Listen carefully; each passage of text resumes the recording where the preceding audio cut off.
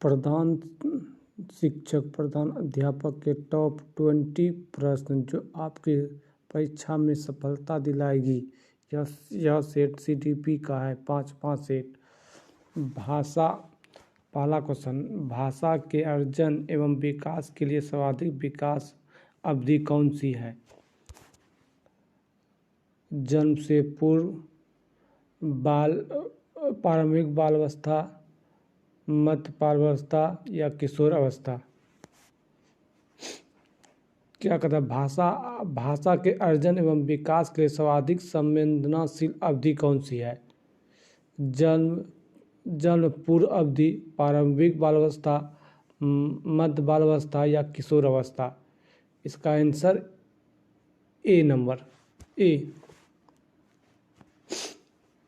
Question दूसरा, निम्नलिखित में से कौन सी लॉरेंस कोहलबर्ग द्वारा प्रस्तावित नैतिक विकास की एक अवस्था है? किसके द्वारा? कोहलबर्ग के द्वारा। ए नंबर प्रसूत अवस्था, बी नंबर सामाजिक अवस्था, सी नंबर मूर्त संकेतावस्था, डी नंबर उद्योग बनाम अधीनता अवस्था। इसका आंसर सी, नहीं बी, दो का बी आंसर। तीसरा क्वेश्चन, कक्षा में परिचार्ज के दौरान एक शिक्षक प्रायः लड़कियों की तुलना में लड़कों पर अधिक ध्यान देता है। किसका उदाहरण है? जेंडर पक्षपात का, जेंडर पहचान का, जेंडर समता का, जेंडर संपुत्रा का। 3 का आंसर ए नंबर सर। चौथा क्वेश्चन, बच्चे में जेंडर रूढ़िवादिता एवं जेंडर भूमिका अनुरूपता को कम करने के लिए निम्नलिखित में से कौन सी पद्धति प्रभावशाली हो सकता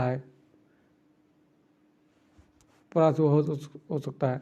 जेंडर पक्षपात के बारे में परिचर्चा करने के लिए, जेंडर विशिष्ट भूमिकाओं को महत्व देना, या जेंडर पृथक खेल समूह बनाना, या जेंडर पृथक बैठने की व्यवस्था करना। 4 का आंसर ए नंबर।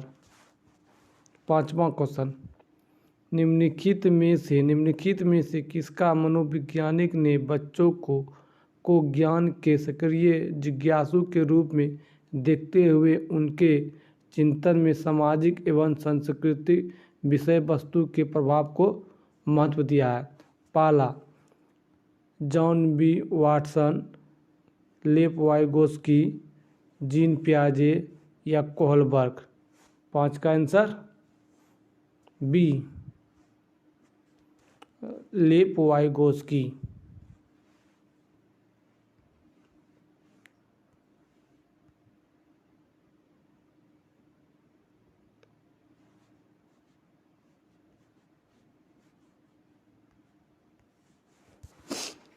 छठा क्वेश्चन, जिक्सो पहेलियों को करते समय 5 वर्ष की नजमा स्वयं से कहती है कि नीला टुकड़ा कहाँ है? नहीं, यह वाला नहीं है, गाढ़े रंग वाला जिससे यह जूता पूरा बन जाएगा। इस प्रकार की वार्ता को लेव वाइगोस्की किस प्रकार संबोधित करते हैं? व्यक्तिगत वार्ता, व्यक्तिगत वार्ता,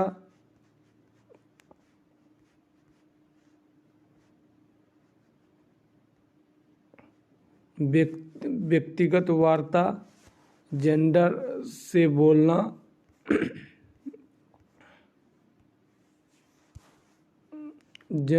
बोलना, पार ढांचा, आत्मकेंद्री वार्ता। 6 का आंसर एक, व्यक्तिगत वार्ता। 7वां क्वेश्चन, बच्चों को संकेत देना तथा आवश्यकता पड़ने पर सहयोग प्रदान करना निम्नलिखित में से किसका उदाहरण है? प्रबलन का उदाहरण, अनुबंधन का उदाहरण, मॉडलिंग का उदाहरण, पाण या ढांचा जिसे हम लोग मचान भी कहते हैं। 7 का आंसर डी, पाण या ढांचा। 8वां क्वेश्चन, निम्नलिखित व्यवहारों में से कौन सा जीन पियाजे द्वारा प्रस्तावित मूर्त संज्ञानात्मक अवस्था को विशेषित करती है? परिकल्पित, निगमनात्मक तर्क या साधनात्मक? बी, संरक्षण, कक्षा या समावेशन? अस्थिगत, अनुकरण, पदार्थ, स्वायत्तता? डी, प्रतीकात्मक खेल, विचारों की अनुक्रमणिकता? 8 का आंसर बी, संरक्षण, कक्षा, समावेशन। 9वां क्वेश्चन, बच्चों के संज्ञानात्मक विकास के संदर्भ में निम्नलिखित में से कौन सी पियाजे की संरचना है? स्कीमा, अवलोकन करना, अनुबंधन करना या प्रबलन करना? 9 का आंसर बी, अवलोकन या अधिगम करना। 10वां क्वेश्चन, आकलन का प्राथमिक उद्देश्य क्या होना चाहिए? विद्यार्थियों के लिए श्रेणी निश्चित करना। बी, संबंधित अवधारणाओं के बारे में बच्चों की अस्पष्टता तथा भ्रांतियों को समझना।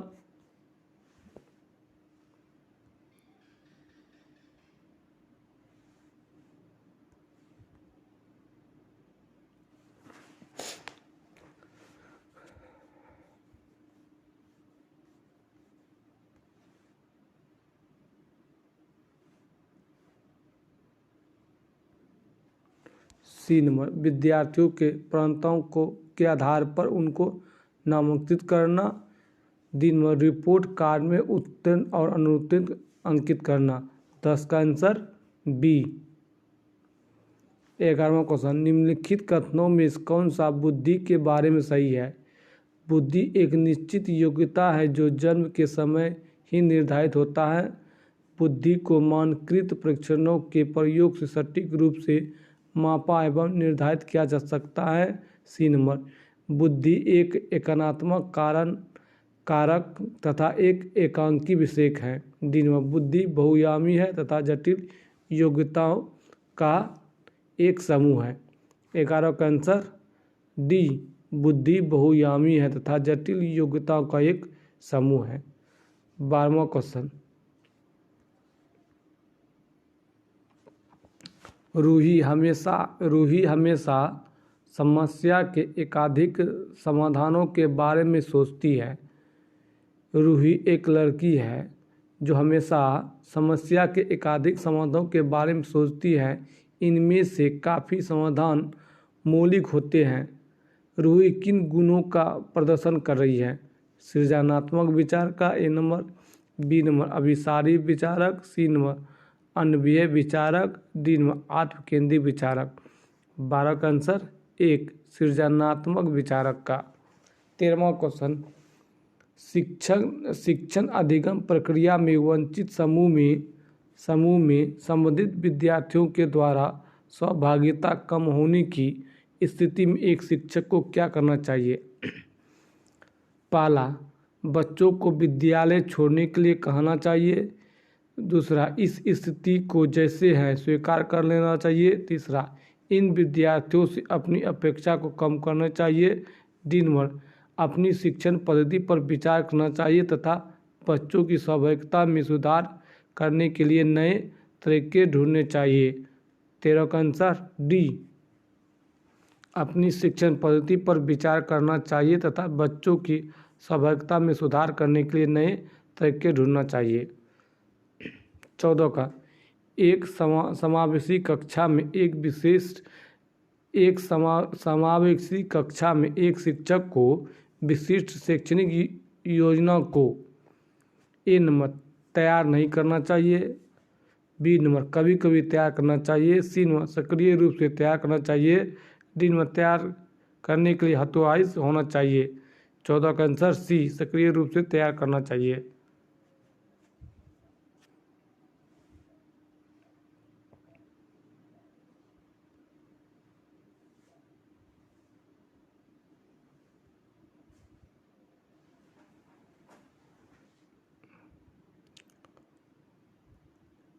पंद्रह का पठन विफल बच्चों के प्राथमिक लक्षण क्या होना चाहिए। 15 का पठन विफल बच्चों के प्राथमिक में लक्षण क्या होना चाहिए।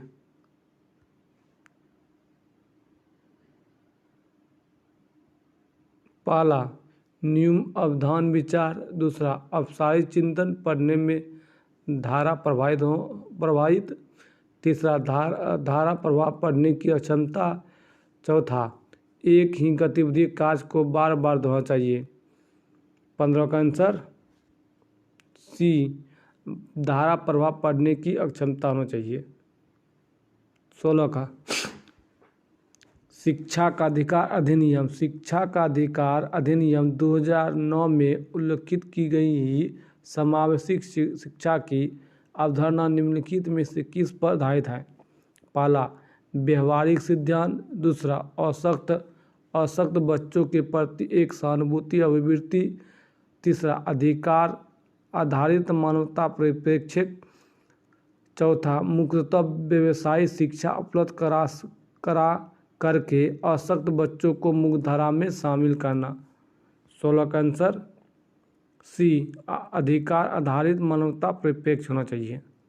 17 का संरचनावादी ढांचे में अधिगम प्राथमिक रूप से यंत्रवत याद करने पर आधारित है, प्रबंधन पर केंद्रित है, अनुबंधन द्वारा अर्जित है, अवबोधन की प्रक्रिया पर केंद्रित है।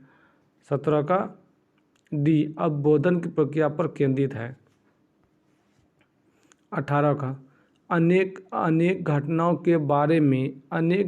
के बारे में बच्चों के द्वारा बनाए गए सहानुभूति सिद्धांतों के संदर्भ में एक शिक्षिका को क्या करना चाहिए। बच्चों के इन सिद्धांतों को अनदेखी करना चाहिए, बच्चों को दंडित करना चाहिए, बी नंबर, सी नंबर बार बार याद करने के द्वारा एक सही सिद्धांत से बदल देना चाहिए, डी नंबर प्रतिकूल प्रमाण एवं उदाहरणों को प्रस्तुत करके बच्चों के इन सिद्धांतों को चुनौती देना चाहिए। 18 का आंसर डी, प्रतिकूल प्रमाण एवं उदाहरणों को प्रस्तुत करके बच्चों के इन सिद्धांत को चुनौती देना चाहिए। 19 नंबर क्वेश्चन, छात्र केंद्रित शिक्षा शास्त्र की क्या विशेषता है। ए नंबर केवल पाठ्य पुस्तक पर निर्भर होना चाहिए, बी बच्चों के अनुभव को प्रमुखता देना चाहिए, सी नंबर यंत्रवत याद करना चाहिए,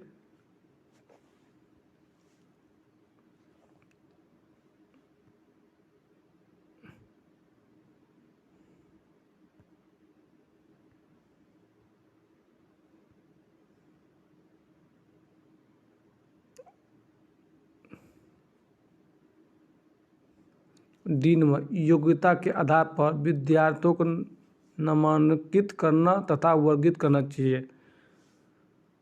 19 का बी नंबर आंसर। 20 का संवेग एवं संज्ञान एक दूसरे से सन्निहित है, पूर्णतः अलग है, स्वतंत्र है, सन्निहित है या संबंधित नहीं है। 20 का आंसर सी, सन्निहित है। 20 का आंसर सन्निहित है। मैं लास्ट में यही कहना चाहता हूँ, मेरे चैनल को लाइक के, सब्सक्राइब के एंड शेयर के। यह CDP सेट 5 माह है।